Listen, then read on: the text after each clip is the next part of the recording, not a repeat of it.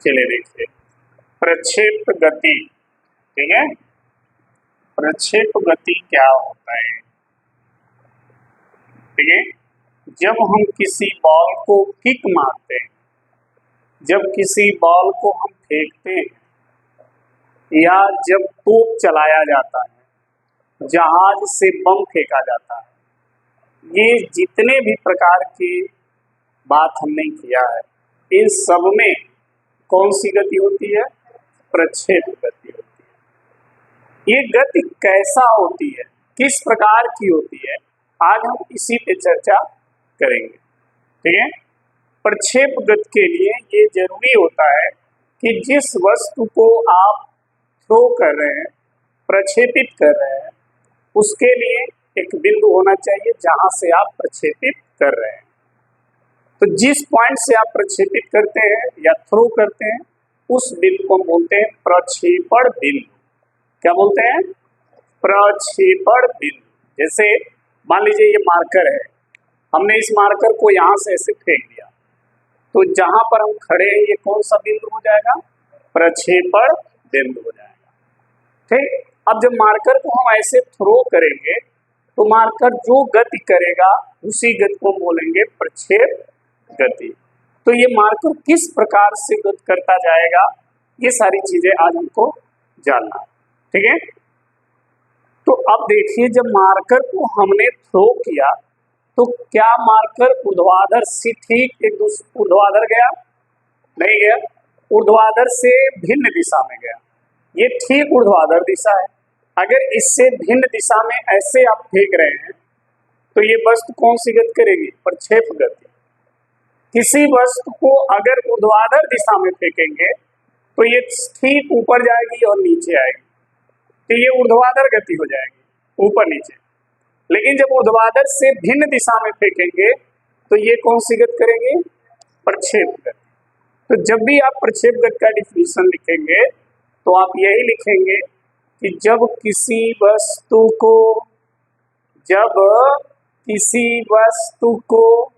ऊर्ध्वाधर से भिन्न दिशा में, ऊर्ध्वाधर दिशा में नहीं, ऊर्ध्वाधर से भिन्न दिशा में, तो बोले ना, तो लिखेंगे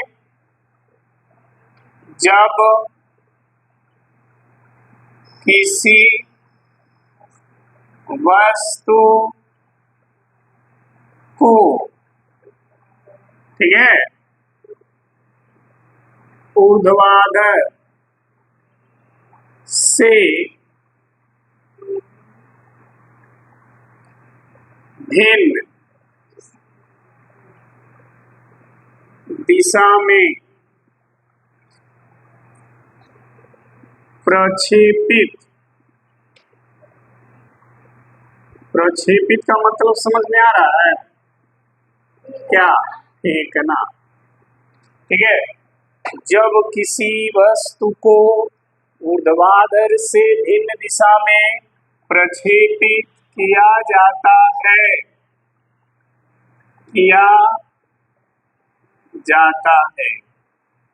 ठीक, तो वह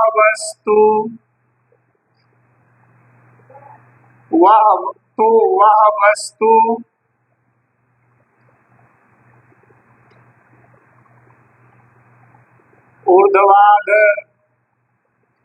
ऊर्ध्वाधर तल में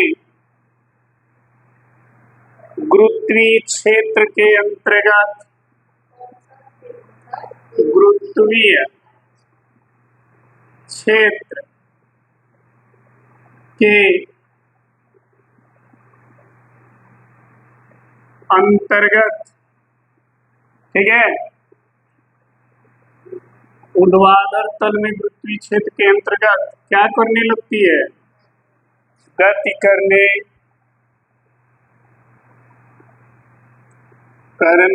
लगती है। समझ में आई बात? जब किसी वस्तु को ऊर्ध्वाधर से भिन्न दिशा में प्रक्षेपित किया जाता है तो वह वस्तु ऊर्ध्वाधर तल में गुरुत्वीय क्षेत्र के अंतर्गत गति करने लगती है।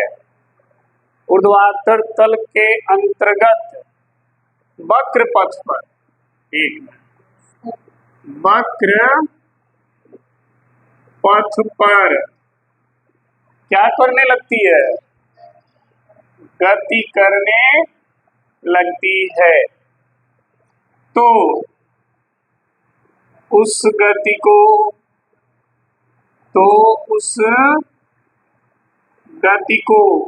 क्या कहते हैं? प्रक्षेप्य गति कहते हैं। समझ में आई बात? उस गति को कौन सी गति कहेंगे? प्रक्षेप गति। जिस बिंदु से वस्तु को प्रक्षेपित किया जाता है, ठीक है, जिस बिंदु से वस्तु को प्रक्षेपित किया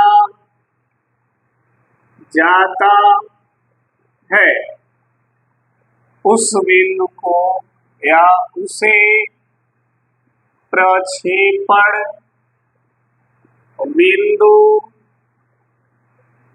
कहते हैं। जहां से वस्तु को आप फेंकोगे वह बिंदु क्या कहलाएगा? प्रक्षेपण बिंदु कहलाएगा। समझ में आई बात? अब समझिएगा, यहाँ पर मान लीजिए ये x अक्ष है और E है y अक्ष, ठीक, ये x अक्ष है, इसको हम क्षैतिज बोलते हैं, y अक्ष को ऊर्ध्वाधर बोलते हैं। अगर किसी वस्तु को ऊर्ध्वाधर न फेंक करके ऊर्ध्वाधर से भिन्न दिशा में फेंकें तो वस्तु इस तरह की गति करेगी, नहीं करेगी?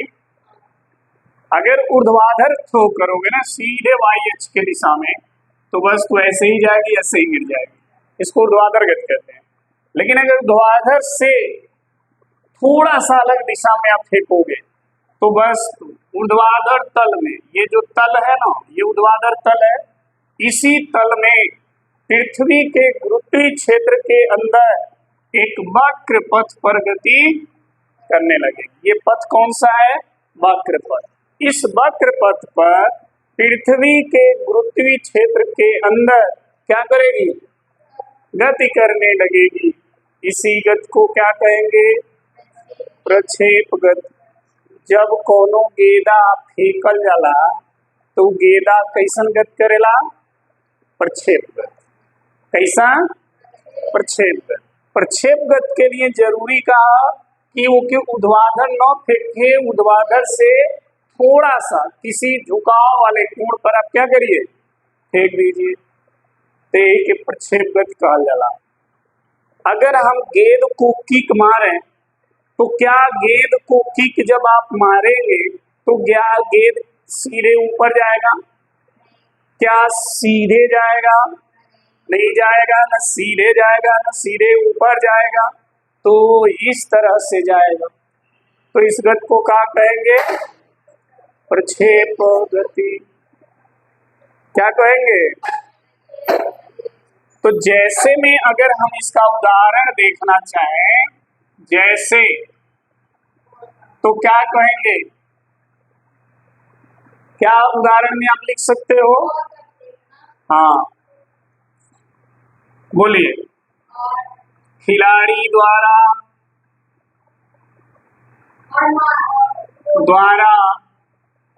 फुटबॉल को किक मारना, किक मारने पर किसकी गति? फुटबॉल की गति। ठीक है, जब किसी फुटबॉल को किक मारोगे तो फुटबॉल कौन सी गति करेगा? मान लो यहाँ पर तुम हो, ठीक, और यहाँ पर फुटबॉल है, किक मार दिए तो फुटबॉल ऐसे जाएगा ना, ऐसे। तो देखो ये गति इसी तरह का है ना, तो फुटबॉल कौन सी गति करेगा? प्रक्षेप गति। समझ में आ गई बात? प्रक्षेप गति। दूसरा समझ लो, तो से चले गोले की गति। तोप से जो गोला चलता है, तोप कैसा होता है? ऐसे ही होता है, ऐसे ही बोला ना, एरो पहिया रहला, एरो पहिया रहला, ऐसे रहला, ऐसे। ठीक, यहां से गोला दागता है तो गोला कैसी गति करेगा? ऐसे। ठीक, तो ये कौन सी गति है? प्रक्षेप गति। ठीक, अगर कोई बच्चा कंकड़ या पत्थर फेंक रहा है, बच्चे द्वारा फेंका गया बॉल की गति, तो क्या होगा? मान लो एक बच्चा ठीक दौड़ के आया और ऐसे हाथ में बॉल लिया और क्या किया उसको, तो कौन सी गति हो गई? प्रक्षेप गति। समझ में आ गया? प्रक्षेप गति क्या है? ये जितना भी गति आप देख रहे हो, क्या कोई गति सीधे क्षैतिज में गई है? क्या कोई गति सीधे ऊर्ध्वाधर हुई है? यानी ये ऐसी गति है, न तो ये क्षैतिज में होगी, न तो ये इन दोनों के बीच में होगी। ठीक है, न क्षैतिज होगी न ऊर्ध्वाधर, इन दोनों के बीच में किसी भी कोण पर आप इसको जब थ्रो करोगे तो वो हमेशा कौन सी गति करेगी? प्रक्षेप। ठीक है, तो ये ध्यान रखिएगा, अगर कोई प्रश्न करे कि प्रक्षेप गति किसे कहते हैं, तो ये कहिएगा कि जब किसी वस्तु को ऊर्ध्वाधर से भिन्न दिशा में, ऊर्ध्वाधर से भिन्न मतलब ऊर्ध्वाधर में नहीं, ऊर्ध्वाधर से अलग किसी दिशा में अगर आप फेंकते हैं तो वह वस्तु ऊर्ध्वाधर तल में ही गुरुत्वीय क्षेत्र के अंदर किस पथ पे गति करेगी? वक्र पथ पर। तो ऐसे गति को हम क्या कहेंगे? और जहां से वस्तु को फेंका जाएगा उस बिंदु को बिंदु कहते हैं। उस बिंदु को क्या कहते हैं? समझ में आ गया प्रक्षेप गति? तो फटाफट नोट कर लें, आगे बढ़े। चलिए देखिए आगे, अब हम बात करेंगे प्रक्षेप पथ का समीकरण। प्रक्षेप पथ का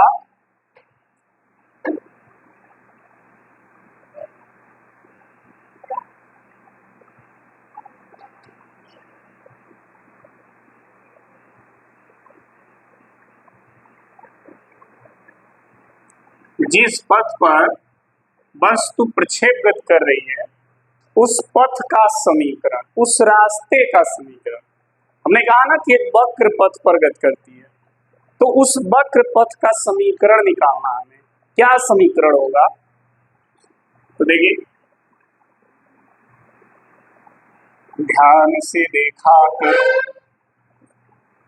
ई एक्स है, ई वाई है और ये मूल बिंदु। ठीक, हम इसी मूल बिंदु से एक वस्तु को क्या करेंगे? प्रक्षेपित करेंगे। तो ये मूल बिंदु क्या हो जाएगा? प्रक्षेपण बिंदु हो जाएगा। क्या हो जाएगा? हाँ हाँ, जहां से फेंकोगी ना वही प्रक्षेपण बिंदु है। तो अगर हम यहाँ से किसी वस्तु को फेंकें तो ये बिंदु क्या हो जाएगी? बहुत अच्छे बच्चे, इसको बोलते हैं प्रक्षेपण बिंदु। ये हो गया प्रक्षेपण। यहां से हम वस्तु को फेंकेंगे। मान लो कोई वस्तु है, ठीक है, और उस वस्तु को एक्स अक्ष के दिशा से थीटा कोण पर हमने क्या किया? फेंका, और वो वस्तु ऐसे गति। समझना, एक्स अक्ष के दिशा से थीटा कोण पर हमने इसको फेंका, ये है थीटा कोण।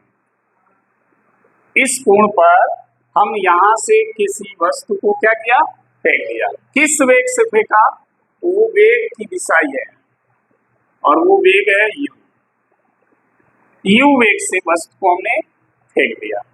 ठीक, अब देखिए इस वेग से हमने फेंका, इस वेग का x अक्ष के दिशा में अगर हम घटक देखें, इस x अक्ष के दिशा में इस वेग का घटक लिखेंगे तो क्या लिखेंगे, ux। और y अक्ष के दिशा में अगर इसका घटक देखें तो क्या हो जाएगा, uy।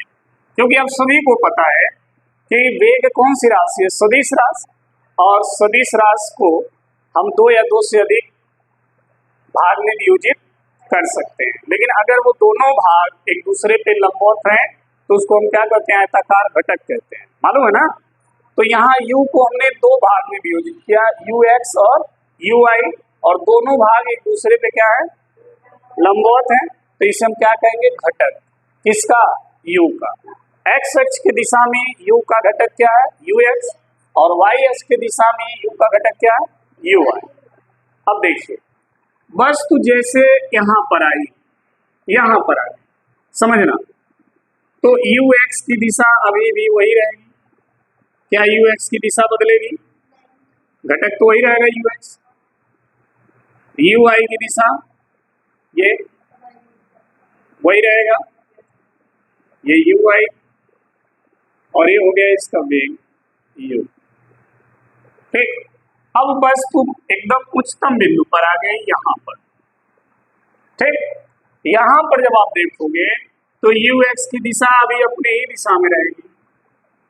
ठीक, ये ux है, लेकिन जो uy है उसकी दिशा क्या हो गई, बदल गई, नीचे की ओर हो गई, और ये हो गया u। ठीक, बस तू यहां आ गई, ux की दिशा ये है, uy की दिशा ये है, ठीक है, और ये u, बस तू यहां की गिर गई। इस पूरे गति के दौरान आप देख रहे होंगे किसकी दिशा बदली है, uy की। क्यों बदली, क्योंकि पृथ्वी का गुरुत्वीय त्वरण जो है उस पे काम कर रहा है, पृथ्वी का गुरुत्व बल उस पे काम कर रहा है। उस बल के कारण जो ऊपर की ओर वेग है, ऊर्ध्वाधर घटक जो है uy, उसकी दिशा धीरे धीरे नीचे की ओर आ गई, और नीचे की ओर आने से क्या हुआ, बस फिर नीचे आना शुरू कर। यानी पृथ्वी का गुरुत्वीय क्षेत्र का प्रभाव प्रक्षेप गति के किस वेग पर पड़ता है, ऊर्ध्वाधर वेग पर। ठीक है, पृथ्वी के गुरुत्वीय क्षेत्र का प्रभाव किस वेग पे पड़ता है, ऊर्ध्वाधर वेग पर, उसी की दिशा वो बदलता है।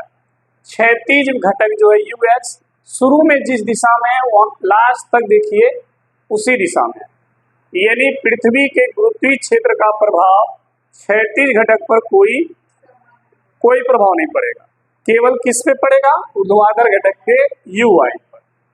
ठीक है, यानी गुरुत्वीय क्षेत्र केवल ऊर्ध्वाधर दिशा में काम करेगी, क्षैतिज दिशा में कोई त्वरण काम नहीं करेगा। ठीक है, समझ में आ गई बात। चलिए यहां लिखेंगे, माना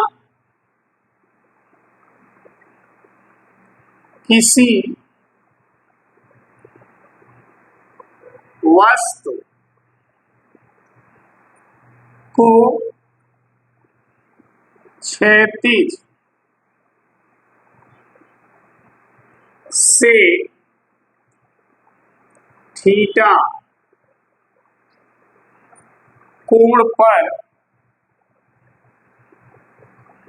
u वेग से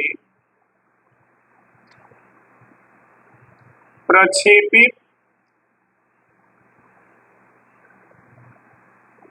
किया जाता है। माना किसी वस्तु को क्षैतिज से थीटा कोण पर u वेग से क्या किया जा रहा है, प्रक्षेपित किया जा रहा है। वेग u, वेग u का क्षैतिज घटक, जो क्षैतिज घटक है वो क्या है, ux है, और उस ux का मान क्या होगा, u cos थीटा। अब आप कहेंगे सर जी कैसे, तो देखिए ऐसे, यहां से इस पर ऐसे लंब डाल दीजिए, ऐसे लंब डालिए, देखिए ऐसे, ठीक। अब ये बन गया समकोण, ये हो गया u, ये u हो गया, ये ux है। अगर हमें ux का मान निकालना है तो ये भुजा और ये भुजा ट्रिग्नोमेट्री के किस फॉर्मूला में आएगा, कॉस में, क्योंकि आधार बटा कर्ण। अगर कॉस थीटा निकालें तो क्या लिखेंगे, आधार बटा, तो आधार क्या है और कर्ण क्या है, गुणा कर दीजिए तो ux बराबर क्या आएगा, बहुत अच्छे बच्चे, ux बराबर क्या आया, निकल गया, सही है। अच्छा, वेग u का ऊर्ध्वाधर घटक, कौन सा, ऊर्ध्वाधर जो घटक है वो क्या है, और u i का मान क्या होगा, u sin थीटा, क्या होगा, u sin। अब आप कहेंगे कैसे, तो देखिए इस समकोण त्रिभुज में ध्यान दीजिएगा, ये लंब है और इस दिशा में घटक क्या है, u i, उसी दिशा में है ना, तो ये हो गया u i और ये हो गया u, तो साइन बराबर होता है लंब बटे साइन, थीटा बराबर होता है लंब, तो लंब ये है और इस दिशा में मान क्या है, और कर्ण क्या है, गुणा करिए तो u i बराबर क्या आएगा, समझ में आ गया। तो जो वेग u है उसका क्षैतिज घटक ux, जिसका मान होगा u cos, और जो ऊर्ध्वाधर घटक होगा u i, उसका मान होगा u sin। समझ में आ गया कैसे हुआ, ठीक। अब वस्तु जैसे जैसे ऊपर जाएगी तो गुरुत्वीय क्षेत्र का प्रभाव उस पर काम करेगा, और यह प्रभाव केवल किसको प्रभावित करेगा, ऊर्ध्वाधर घटक को, क्षैतिज घटक को कोई प्रभाव नहीं डालेगा।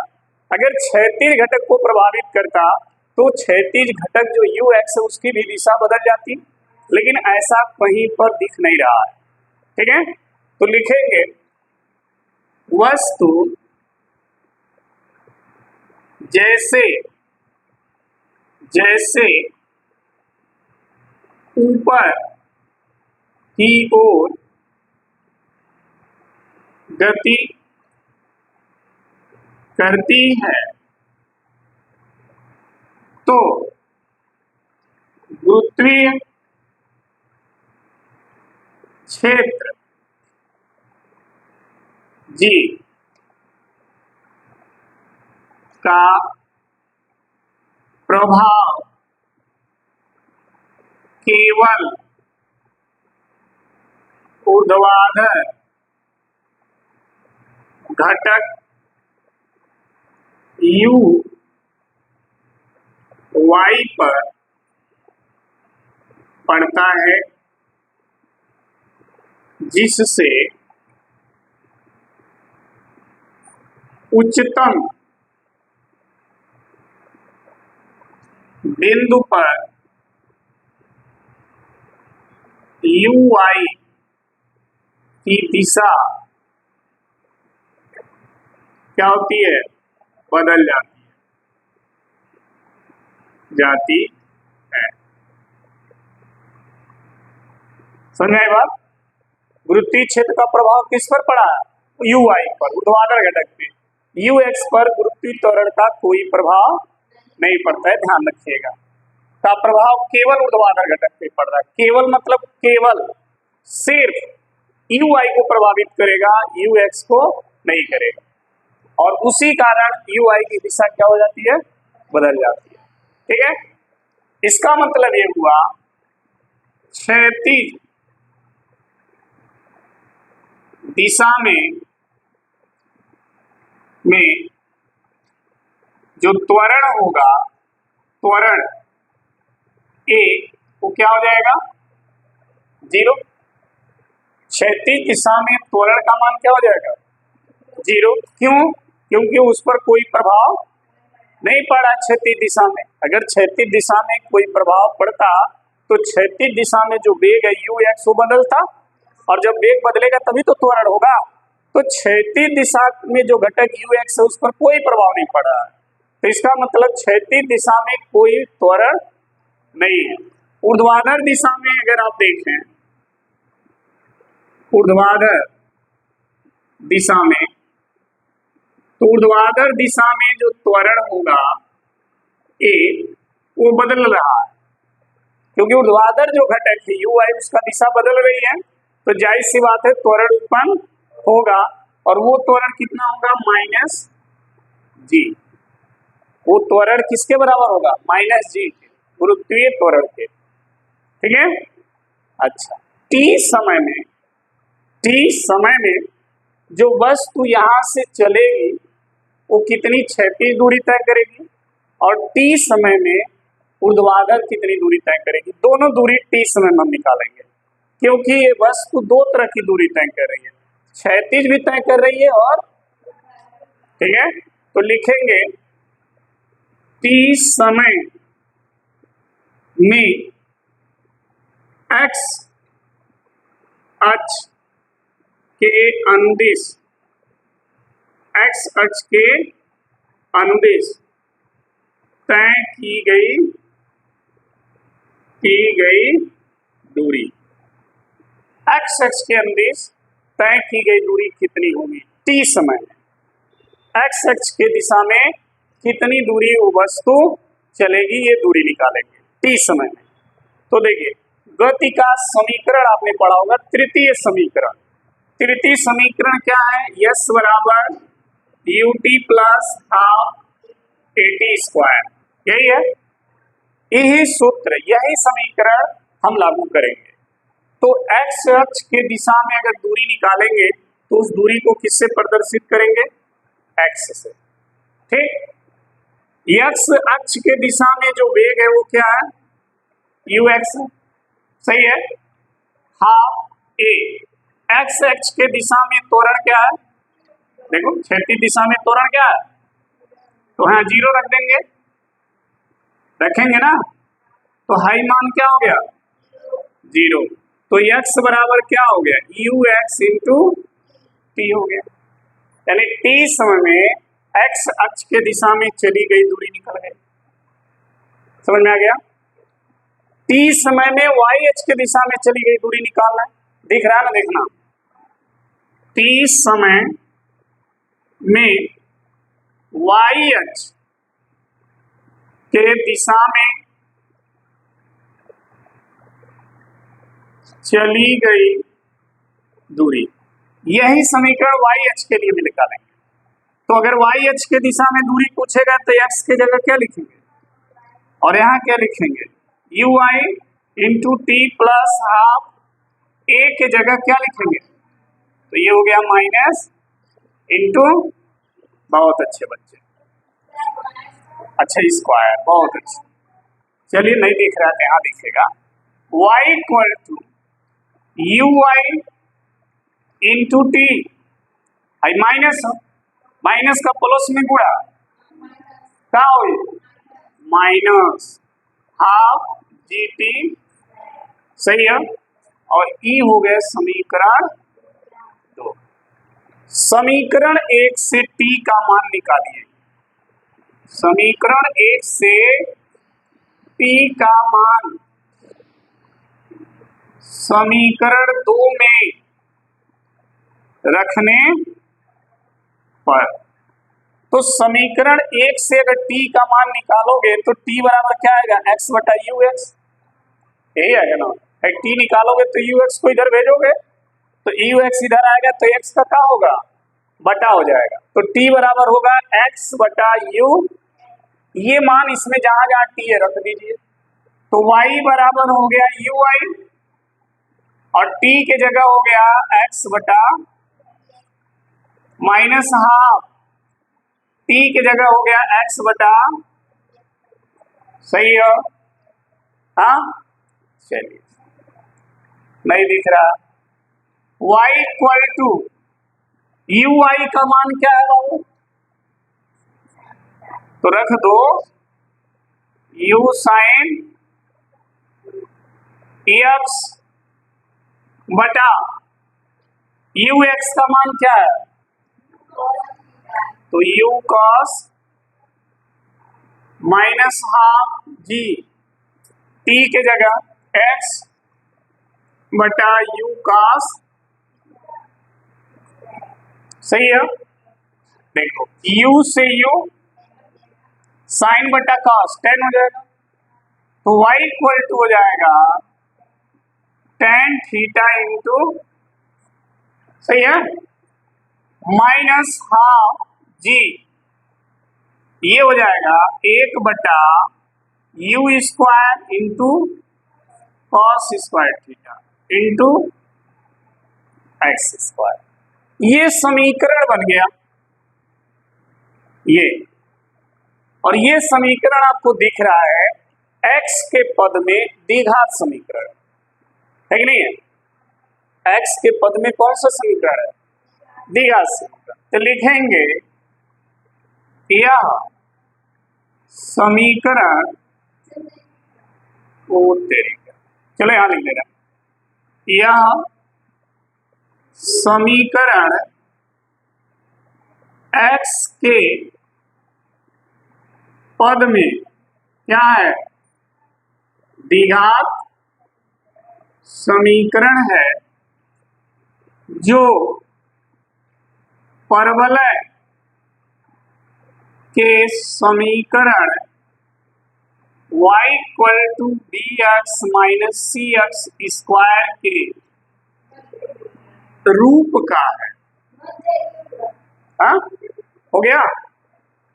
ये जो समीकरण है देखो इसी रूप का है, b के जगह टेन थीटा, x के जगह x, c के जगह half g one by u square का स्क्वायर थीटा है, और x स्क्वायर की जगह x स्क्वायर।